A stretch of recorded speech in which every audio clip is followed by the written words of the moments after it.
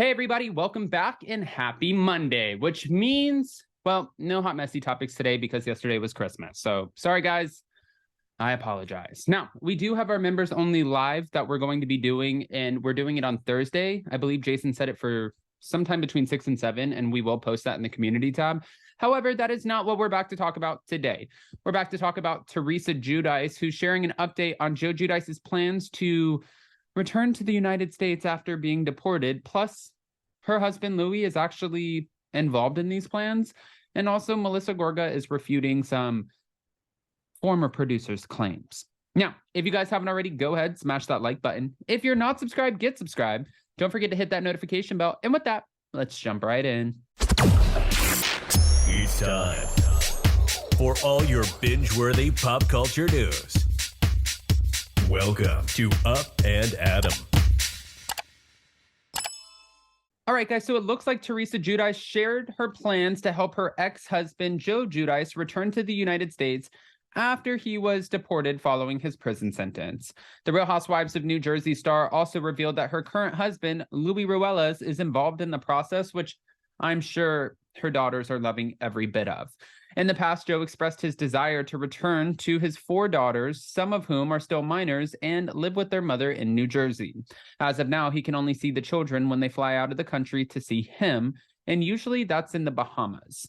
On the December 21st episode of Namaste Bitches podcast on Podcast One, Teresa shared that we're working on Joe getting back to the U.S. Her current husband, Louis, is helping out with the process and even agreed to pick up Joe's paperwork from the immigration attorney. According to Teresa, her daughters are submitting letters to help Joe's case and, saying why they want their father back in the country. Now, that's interesting because Jen Shaw's sons have also submitted letters to try to keep her sentence reduced. And you have Joe Giudice's daughters submitting letters to try to get him back in the country. It just goes to show it's nice to see that family is like there. Joe's daughters are like, get him back in the country. And this is kind of crazy too, because it all comes down to just a discrepancy in paperwork. Like he didn't fill out the proper paperwork or never filled out the proper paperwork to become a US citizen. So they were like, oh, you committed a crime? Get out of the country. When asked if there's a chance that he could return, Teresa said never say never. And according to Teresa, Louis himself also wrote a letter to help with the process. In the document, which he wrote on his own accord, Louis explained how he sees Joe as a dad, and that's what Teresa said. This prompted Teresa to plan her own letter, and she explained her reasons why. We want him to come back for our daughters, for the girls, even me. It's hard. I'm doing it all by myself, and then sometimes when I ask Louis to help, poor guy, it's like, he doesn't want to say anything to the girls because, he's like, I don't want them to say to me, like, you're not my dad or something like that. So she's pretty much saying when it comes time to disciplining her daughters, he just doesn't know how to navigate that because he's really not their dad. Now, Melissa Gorga is also sharing how she was approached to join the Real Housewives of New Jersey after doubt was thrown on her controversial season 3 entrance. And that was by Carlos King. And Carlos King did not hold back.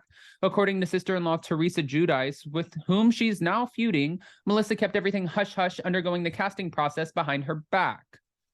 It's also rumored that Melissa asked to be on the show, and the network agreed because she was related to Teresa.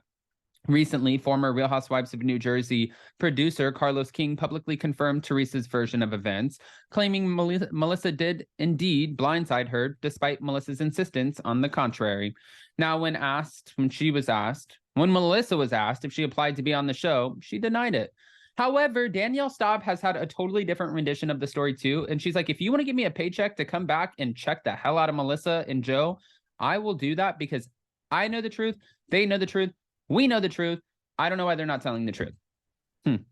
No, so for me personally, they DM'd me on Facebook. That's what Melissa claimed in a recent interview shared by All About the Real Housewives on Instagram. The Bravo account also showed footage of producer Andy Cohen making the claim on Watch What Happens Live that castmates don't get drafted. It's simply the co-star's choice, which seems to contradict Melissa's version. Melissa went on to explain the casting agents, okay. Yes, they did. The casting agents DM'd me on Facebook, which is not uncommon, by the way. I know a lot of the ladies who got cast had been DM'd through social media, so that's their MO. Oh, they weren't saying Mo. They were saying MO. It's still the day after Christmas. Give me a break. Sorry, I'm not trying to yell at you. That's kind of how we found out. What do the agents say? They say like, hey, I'm a casting agent for the Real Housewives of New Jersey. Would you like, can we talk to you? And it just goes from there. But that's actually true. Despite Melissa's words, many fans still believe she's lying, especially in light of Carlos King's revelation. But it is true. What she's saying is completely true about how you get casted, because I remember when Jason and I were approached about a reality TV show, we got a text message.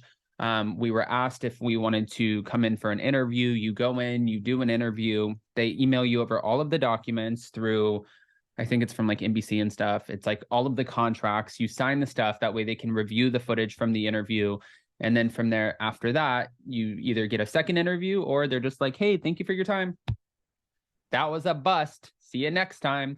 But if they do end up liking you, what they do is they review all of the footage and then they go from there. And then they just, they review it with the executive producers, I'm sure the network. I remember when Max Boyens was hired for Vanderpump Rules and they had one of the big executives come in, and I was working at TomTom, and she came in and sat at one of the tables right across from the bathroom, and she was watching things on the iPad, and she was doing like so many different jobs all at once, but she was sitting there and they were telling Max, like, this is important, don't this up. She's like the one that you want to impress. And he had to sit down and have a whole conversation with her. So I don't know. I don't want to just give you this information, though, and not ask your opinions. I'm so curious what you guys think, especially about Joe Giudice potentially coming back to the United States after being deported. How do we feel about that? What are your thoughts? And don't hold back. And then Louis being involved in the process, that part was shocking to me. Now, as for Melissa, her whole story about how she got cast on the show has been completely debunked. But I'm wondering if it's like one of those situations where you say something to yourself enough and then you realize, oh, shit, I've almost persuaded myself that that is how the version of events went, but that's not actually how it went. I don't know.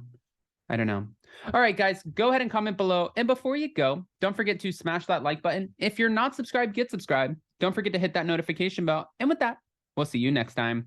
Bye, guys. Love you. New episode of Hot Messy Podcast drops tomorrow. Me and Jason's mom. Bye.